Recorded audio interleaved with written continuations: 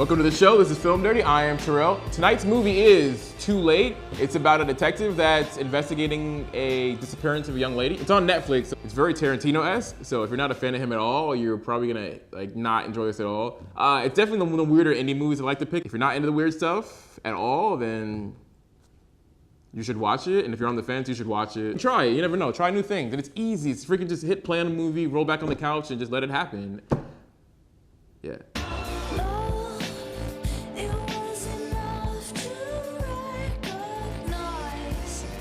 Okay, before I get into it, I gotta state the obvious. I mean, how cool is it that this movie is 5 scenes, long takes, shot on film? Do you know how difficult that is?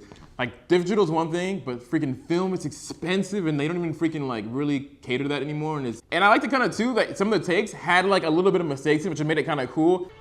Roger, take that fucking thing away from her. No, you get up there, slap it out of her hand. The worst that'll happen is you get a flesh wound. I gave up my youth for you. Say it, Janet. If you notice, they kind of miss word a little bit, like stutter, made it a little more authentic in movies, you know what I mean? Because movies are hyper realistic, especially in the dialogue. Especially this movie, the dialogue is so hyper realistic. Everybody's almost a poet in a way. I saw you found that better offer as well. Don't be so hard on yourself, kid. Your face is an acquired taste, but getting used to it.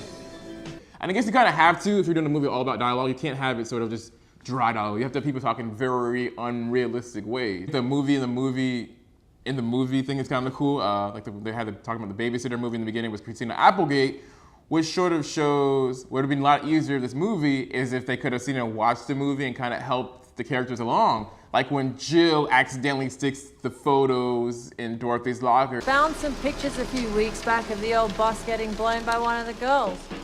Had an inkling he wouldn't want his wife to see them, so I tried cashing them in. Didn't go as planned. Us getting Dorothy killed was sort of, it would be nice if, of course, they could have seen the truth and sort of, I guess the movie, that too, and of course, halfway through the movie, so we gotta change the reel. These characters are almost helpless in this ominous sort of world, and that it would be nicer, just like the ray of light, the hope, was if people knew sort of some of the truths from the outside, these helpless characters could be moved along a little better and have better circumstances.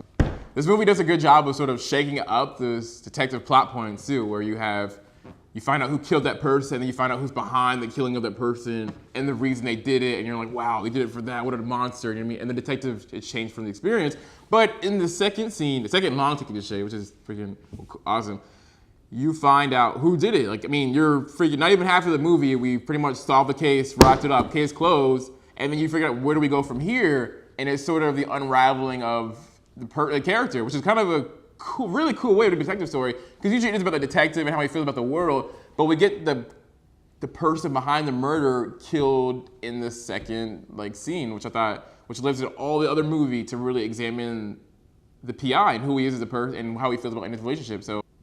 And I can't stress this enough, how much I love the hyper-realistic dialogue in scenes, especially when it doesn't call for it. It's almost whimsical use of the medium. For example, the opening scene with Dorothy and the guy, the fake park ranger who eventually kills her, Skippy, that whole scene where you're thinking he's gonna court her and date her and they're sharing the apple, this almost sort of, allegory to the Bible, with Adam and Eve and the forbidden fruit, but also this gentleman that's trying to court her, knowing at the very end he's gonna strangle her to death, still indulges in this very, very lofty conversation about who she is and what she wants to do and all that stuff too. And that's so cool. Not that he freaking murdered her, but I'm saying the fact that he knows he's gonna do it and the movie's gonna take this time to sort of indulge in the art of this dialogue and people connecting. Of course, it's sort of a morbidly humor ending, and I really enjoy the movie does that. It's sort of that thing. Even when Jill and the lead had that conversation before he goes and he sort of,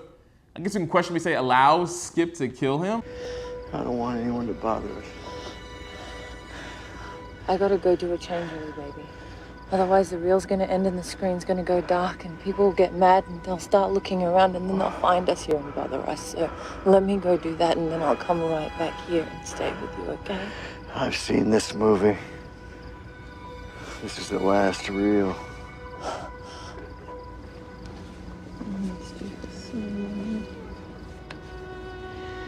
Are you my girl?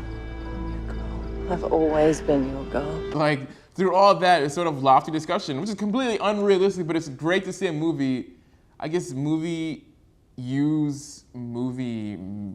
hate to be so corny, but when a movie uses movie magic, sometimes it works. I thought it worked great in this film. The use of 35mm film, which you hardly, like very virtually see, I think only people, maybe this movie and like Christopher Nolan are still shooting on film mainly, and that it pushes the color of film. I mean, you really get some bright reds and it's really saturating the colors. It's really rich, deep colors you don't really see, which get flattened out all the time in digital. When you see this movie and sort of the use of the color, you can see sort of the difference between film and, not to say one is better, but it gives a different appeal, which I thought was really interesting, that people are not pushing just the types of movies they want to make, but the mediums which to shoot the movie, which is very exciting for a filmmaker. Thank you for watching again. You guys are great. Thank you for just being here.